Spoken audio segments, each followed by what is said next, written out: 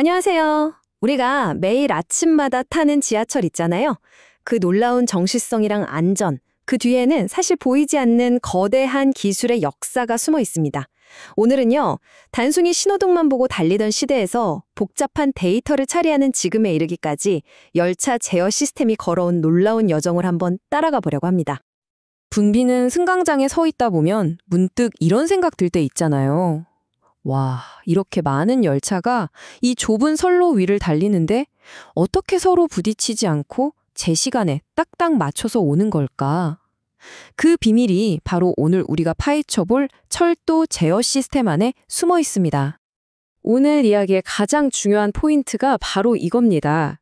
예전에는 기관사가 직접 눈으로 신호를 봤다면 지금은 시스템이 데이터를 읽고 스스로 판단하는 시대로 완전히 넘어왔다는 거죠. 보는 것에서 처리하는 것으로의 변화. 이게 바로 모든 혁신의 핵심입니다. 자, 그럼 첫 번째 시대로 한번 가볼까요? 모든 기술이 그렇듯이 시작은 아주 근본적인 질문에서 출발했어요. 어떻게 하면 사람이 실수하는 걸 막을 수 있을까 하는 거였죠. 그래서 가장 위험한 상황, 즉 충돌을 막기 위한 최소한의 안전장치, 바로 멈춤의 기술이 탄생하게 됩니다. 이게 바로 우리가 따라가 볼 기술의 여정인데요. 아주 단순하게 열차를 세우는 장치에서 시작해서 속도를 감시하고 선로와 열차가 서로 대화를 나누고 나중에는 아예 선 없이 무선으로 제어하고 마침내는 모든 데이터를 통합하는 지능형 시스템까지 이 연대표를 따라서 하나씩 자세히 들여다보겠습니다. 첫 주자는 ATS, 자동 열차 정지 장치입니다. 철도 안전의 가장 기본적인 안전망이라고 생각하시면 돼요. 만약에 기관사가 실수로 빨간불을 그냥 지나치잖아요? 그럼 시스템이 이걸 알아채고 강제로 브레이크를 걸어서 열차를 세워버리는 겁니다. 아주 간단하지만 당시로서는 정말 획기적인 생각이었던 거죠. 이 시대에는 고정폐색이라는 아주 중요한 개념으로 운영됐어요. 선로를 이렇게 여러 구역, 즉 블록으로 나누는 거예요. 그리고 각 블록에는 딱 한 대의 열차만 들어갈 수 있게 하는 거죠. 도로 위에 신호등 생각하시면 쉬워요. 앞차가 다음 구역으로 완전히 빠져나가야만 뒷차가 들어갈 수 있는 아주 간단하면서도 확실한 방법이었습니다. 자, 그런데 이제 기술이 다음 단계로 넘어갑니다. 왜냐하면 단순히 열차를 멈추게만 하는 걸로는 부족했거든요. 더 많은 사람을 더 빠르게 효율적으로 실어 날라야 했으니까요. 안전은 기본이고 이제는 열차의 속도를 똑똑하게 제어해야 하는 새로운 과제가 생긴 겁니다. 여기서 ATP랑 ATC의 정말 결정적인 차이가 나오는데요. ATP가 그냥 과속 단속 카메라처럼 너무 빨라 하고 브레이크를 거는 시기였다면 ATC는 한 단계 더 나아가서 선로와 열차가 서로 정보를 주고받는 양방향 통신의 시대를 열었습니다. 이 양방향 소통이야말로 모든 현대 시스템의 기초가 되는 아주 중요한 전환점이었어요. 이게 정말 엄청난 변화인 게 선로가 더 이상 위험하니까 멈춰 하고 소리만 치는 수동적인 존재가 아니라는 거예요. 이제는 지금 이 구간은 시속 80km로 달려도 괜찮아. 저 앞에 커브가 있으니 속도를 좀 줄여. 이렇게 계속해서 정복을 주는 능동적인 부조종사가 된 거죠. 드디어 인프라와 차량이 대화를 시작한 겁니다. 자, 이제부터는 정말 엄청난 도약이 시작됩니다. 선로에 깔려있던 물리적인 장치에서 벗어나서 훨씬 더 자유롭고 유연한 무선 기술로 넘어가는 시대가 열린 거죠. 말 그대로 열차를 묶고 있던 선을 끊어버린 혁명이었습니다.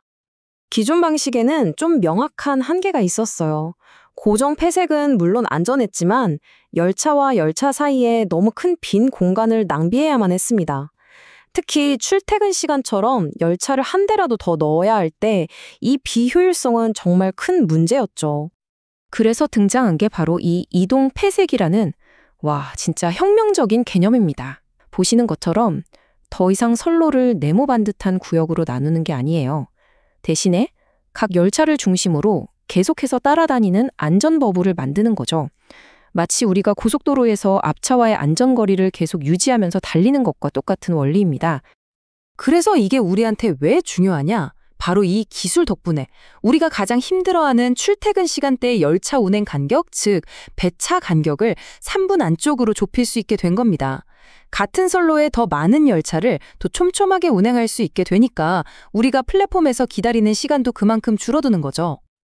이 마법 같은 일을 가능하게 한 기술이 바로 CBTC, 통신 기반 열차 제어 시스템입니다. 철도 전용으로 만들어진 LTER 같은 무선 통신망을 이용해서 열차와 관제센터가 쉬지 않고 서로의 위치와 속도 정보를 주고받아요. 그러면서 이 안전 버블을 실시간으로 계속 계산하고 유지하는 겁니다. 이제 가장 최신 단계로 넘어가 볼 텐데요. 여기서부터는 단순한 기술 얘기가 아니에요. 안전과 신뢰를 어떻게 보장할 것인가에 대한 일종의 철학에 대한 이야기입니다. 근데 한번 생각해 보세요. 모든 게 이렇게 데이터랑 통신으로 움직인다면 과연 우리가 이 시스템을 100% 믿을 수 있을까요?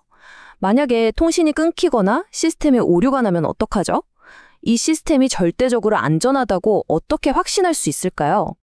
그 질문에 대한 답이 바로 램스입니다. 람스라고 읽는데요. 이건 단순히 어떤 기술 이름이 아니에요. 철도나 항공기처럼 사람의 생명과 직결된 시스템을 만들 때 그 설계 단계부터 신뢰라는 개념을 아예 심어버리는 아주 엄격한 공학적 방법론입니다.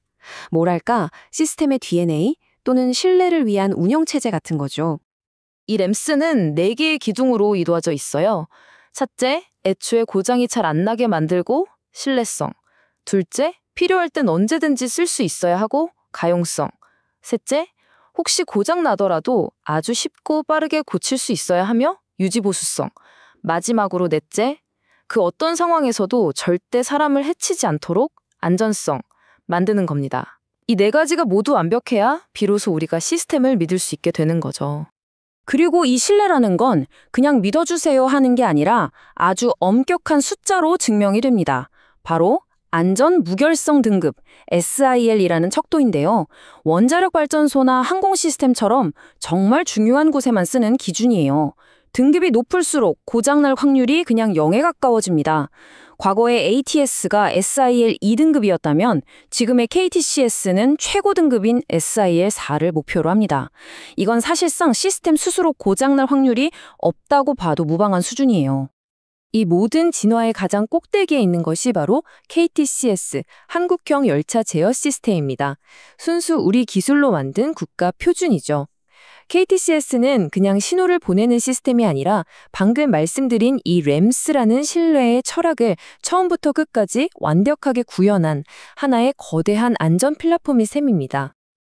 자, 지금까지 숨 가쁘게 달려왔는데요.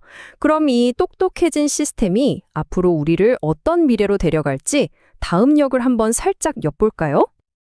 아마 이 한 문장이 지금까지의 모든 변화를 가장 잘 요약해주는 것 같습니다. ATS는 눈으로 보는 안전이고 KTCS는 데이터로 계산하는 안전이다. 눈에 보이는 신호등에 의존하던 안전에서 이제는 데이터를 통해 확률적으로 거의 완벽한 안전을 계산하고 증명하는 시대로 넘어온 것입니다. 그리고 이 진화는 여기서 멈추지 않습니다. 앞으로는 인공지능이 알아서 최적의 운행 스케줄을 짜서 지연을 미리 막아주고 디지털 트윈이라는 가상세계에서 모든 위험한 상황을 미리 테스트해 볼 겁니다.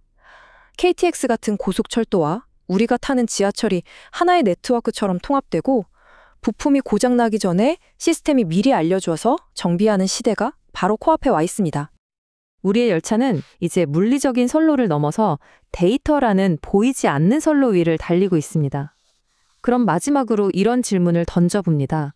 데이터 위를 달리는 열차가 만약에 스스로 생각을 하기 시작한다면 그때는 과연 어떤 세상이 펼쳐질까요? 그 놀라운 미래가 바로 다음 역에서 우리를 기다리고 있을지도 모릅니다.